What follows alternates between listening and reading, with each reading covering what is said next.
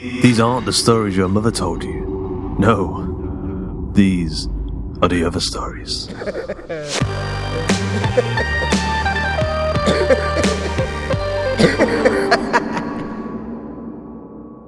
Today's episode of The Other Stories is the Reid Property Tape, written by Heinrich von Wolfcastle and narrated by Justin Fife. The audio kicks in with a whirl over a black image. Will you quit playing with yourself and catch up already? Joel asks. His voice is distant and difficult to hear over the wind berating the microphone. Slow down, jeez, I yell. A line of trees passes over the television screen as the VCR tracking finds its footing. The effect makes me feel like I accidentally fell backwards in time. I'm out of frame, but I'm the one pedaling the bike that's moving the camcorder at a snail's pace. The video camera rests on the front seat. I had it aimed forward to record everything as another set of eyes, but it tipped over as soon as I jumped the curb from the sidewalk onto the street. The image on the television jostles before it's set right again. It ultimately locks onto the tail end of Joel riding his bike ahead of me. You're recording my ass, aren't you? Joel asks from over his shoulder. I knew it. Just wait up. The image teeters as I rise from my seat to pedal harder. Just gotta cut through here. We make a hard turn and the camera jumbles again as we trek downhill on a gravel path. Hold up, this is it. My bike comes to a halt, Joel's too. I pick the camera up from the basket and zoom in on the house sitting half a football field away. This is the Reid property. It's a red and brown brick ranch, and I always expect it to look more sinister than it does. It sits alone on a half-acre of land, surrounded only by fields and tall trees. The wood fence bordering the yard is falling apart, and the grass hasn't been mowed in forever. But the house itself looks like it's sleeping, like someone could turn on the lights any second, and it might just open its eyes. Doing my best impression of a documentary reporter, I lower my voice an octave and begin to narrate. This is the infamous site of 12 recorded murders, all teenage boys found with their heads cut off. What the fuck? Joel cuts in. I pan to his face. He squints at the light and slaps the camera away. The view drops to our feet, standing at the intersection between landscaped public grass and the wildness of Reid Property's overrun lawn. Owned by Earl Hungerford, notorious serial killer clown. I begin again. You're into some morbid shit, Simon. So, this is real? He asks. The camera nods at the house as I continue. Hungerford owned a magic store, and he used to lure boys into his house with promises of secret magic tricks that were banned by the International Brotherhood of Magicians. The camera zooms in on the dented garage door. It's covered in fresh graffiti. It happens every Halloween. He'd handcuff them to a table and then tell them he'd only show them how to take the cuffs off if they demonstrated psychic powers. I continue. Holy shit, wait, I've heard of this guy. Joel interjects.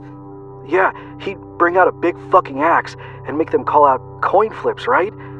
They had to guess it right 10 times in a row for him to set them free. Said the stress of it would unlock their psychic ability or some delusional thing. Joel paused to think. But he had a messed up coin that was heads on both sides. I quote a phrase Hungerford used in an interview once. Axe to the head, or axe to the tail? Heads I win and tails he wails. I point the camera back to Joel and catch him in a moment of sincerity. And he'd record it all and send the tapes back to the victim's family. He adds. Yep. There's a beat of silence with the camera fixed on the black mailbox at the end of the driveway. The numbers that spell Hungerford's address are missing. I turn the camera back to Joel. What the hell? Joel shakes his head. Why is this house still here? My dad says it's complicated, but I'm glad they didn't bulldoze it or anything. You would be. His face breathes disgust. Well, I like that whatever's in there is stuck in there. I answer. I wouldn't want it set free, you know what I mean? You think it's haunted? Joel asks. He brings his hands up to form air quotes. I always forget that he lost his pinky finger in a lawnmower accident as a kid, and I try not to stare at it when I see it. Aren't you too gifted to believe in shit like that? He grabs the camera from me and points it at my face. Hey! I call out. I use my hands to shield my eyes from the light. You think this place is haunted? He accuses. I have to show you something. I say. I look conceited, like I'm proud to have a secret he doesn't know about. I hate the sight of it. I hold a finger up and proceed to rummage through my pocket. Here. I hand him a coin. What's this? Joel asks. Just a regular quarter? Okay. Joel says with skepticism. But if you go onto his property and you flip that coin, it will come up heads no matter what. Bullshit. Try it. Joel has the camera pointed at the coin in his right hand. He tosses it into the air and lets it fall on the manicured grass. It comes up tails, and he zooms in on it. Public property, I assert. Try it there. The camera comes up and presents a close-up of my pointing hand. The shot pulls back to show me gesturing to the wild grass a foot away from us. What if I stand here and flip it there? He asks, gesturing the camera from the public field to the Reid property. You and the coin have to both start and stop on the property. I explain. You've studied this shit, haven't you, nerd? His smirk presses on his words. Joel moves with the camera onto the Reid property, and the tape cuts off.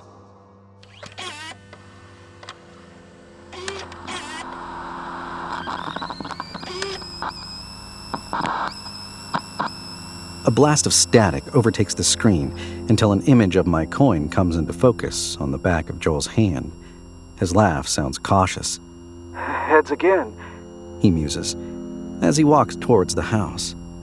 The coin pings against the driveway and rolls seemingly against gravity up to the garage door. Joel follows it with the camera until he finds it resting heads up. What the hell? He laughs. A gush of wind unnerves the microphone and distorts the speakers. When the audio returns, Joel breaks into more laughter. It's a contagious and familiar sound, and it makes my stomach heavy. Still heads, he quips, and moves the camera around until it finds me. I'm far away, standing motionless over our two bikes. I shout something in the distance, but it's inaudible. Hey, after I get your drone back, I think I'm gonna keep it. He calls out. Actually, I'll flip you for it. My silhouette looks on blankly as Joel yells, Heads! and laughs again. It's loud enough to crinkle the audio. The camera turns back to the house. I've never seen it up close before, and it feels claustrophobic. He moves from one obscured window to another, examining the places where the glass is fogged over or marred by condensation, and then holds the lens focus on what looks like a collage of handprints. Joel turns the camera around and records his face. This is fucked up, son, he says with a smile, and then returns the camera's gaze to the front door. The handle looks broken, hanging like a limp handshake. No way this will open. Joel jiggles the door handle with his deformed hand. I cannot hear my voice call out to him on the tape, and I realize now that he can't hear me either. But I know I'm yelling at him to leave it the fuck alone. An explosion of static sand attacks the screen, and the video defaults to electromagnetic noise. Hello? Joel barks over excited fuzz. Hesitant footsteps follow, and the door creaks between beats of agitated resonance. The metallic rattling startles me. Unbelievable. Joel mutters to himself. Fucking heads. The VCR's tracking flirts with finding the video, and I catch glimpses of a darkened room populated by furniture covered in sheets. The light from the camera highlights a spray-painted clown face scribbled across the walls before it shifts to an empty, arched doorway and stops. There's a blackness there, purring in humid waves. Simon? You dick, is that you? Joel asks. His voice is gruff and forceful, but fear belies his tone. The tape hisses.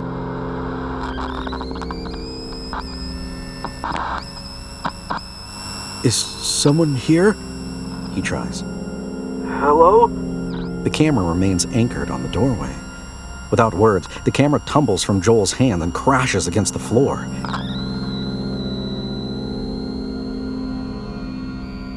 The microphone is flustered by unseen movement. Somewhere in the house, a door unlatches and creaks open, and I notice that I'm holding my breath. I can barely make out the doorway in the darkness, now turned over on its side. Static builds in pixelated dust at the sides of the television and swells until it reaches the frame of the door, where it meets the unlit abyss.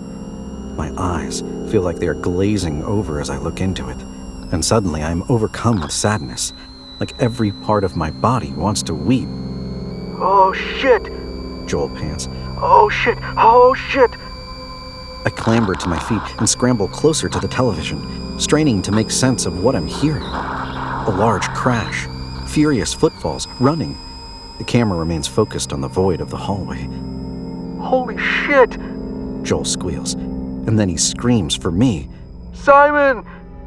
Muffled scrapes of audio crackle the speakers and crescendo into a rolling wave of distortion before creasing into silence. Quick, panicked breaths emerge from the stillness, followed by Joel pleading. Oh no! Please, don't! An empty bass sound lulls out from the speakers like a war horn. It makes my ears ring. Oh God! Joel whimpers. I'll do anything. Please, just give me a chance. He begs. A slow rumble builds, rhythmically climbing and reverberating through my shaking body. Please, anything. Joel offers again between heaving breaths. His voice is small. A high-pitched sibilance reverberates in response, and I have to move my hands to cover my ears. Yes, anything. Joel steps back into the frame of the camera as he retreats into the hallway with his arms raised. A flash of light bounces against my coin clenched between his fingers. What do you want? He pleads. His gaze is fixed on a point just off screen. He looks like he's about to cry. The audio static blares in return. No, Joel's voice cracks. I won't do it. His body stiffens and a rebellious look of determination comes over his face as he shifts his gaze from his tormentor to another point in the house. He bolts past the camera without hesitation, stumbling over his own feet to run back to the door. He clips the camera as he passes it, sending it spinning on its side and sending Joel tumbling to the ground. As he falls, the camera catches my coin scurrying from his outstretched hand. The autofocus adjusts to capture Joel's defeated expression as the coin rattles to a stop. Don't say it. He sobs. A cacophony of adolescent voices squeal into one reverberated word. Heads.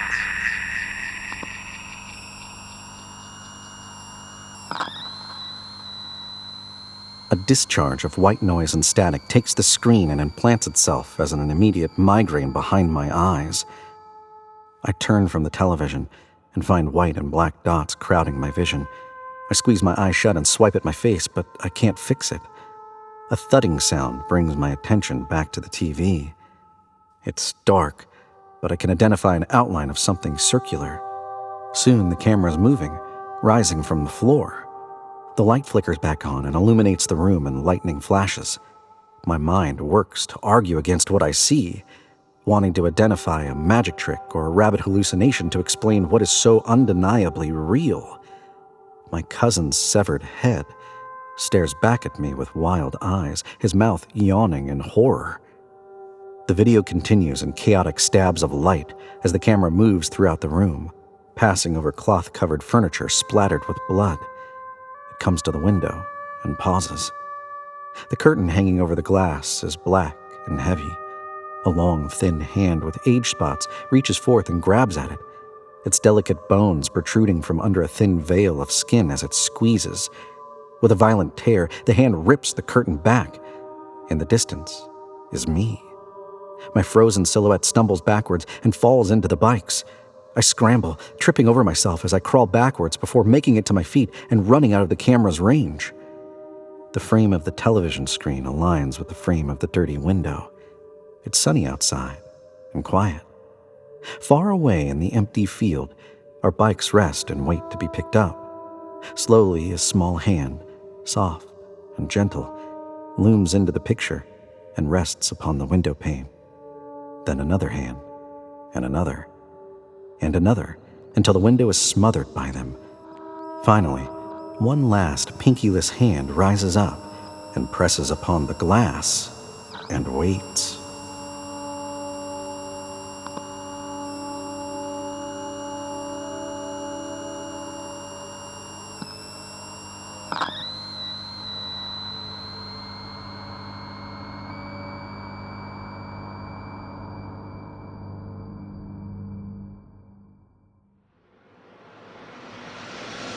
I hope you enjoyed today's episode of The Other Stories. The Reid property tape was written by Heinrich von Wolfcastle, narrated by Justin Fife, produced by Carl Hughes, with music by Corpse and Tom Robson, and sound effects provided by freesound.org. The episode illustration was provided by Luke Spoon of Carry On House. Joshua Boucher is our story programmer, and along with Jasmine Arch and the eyeless ones, Pastrano and Cody Czarzasty, he helps to manage our community. And a big thanks to Ben Overton for the ongoing explosion of content he fires out of his social media cannon. Heinrich von Wolfcastle is an affiliate member of the Horror Writers Association and a member of the Great Lakes Association of Horror Writers. His work has appeared in multiple anthologies and magazines. Most recently, you can hear his story, The Contritionist, presented on the Chilling Tales for Dark Nights podcast. You can read his story, The Ones in Between, in Blackberry Blood. Though he lives the life of a recluse, he's been known to emerge from the shadows for trick-or-treaters on Halloween. You can find him on Facebook at facebook.com/Heinrich von Wolfcastle. Justin Fife is an audiobook narrator and voice actor, and he can be found on Threads at justin.fife.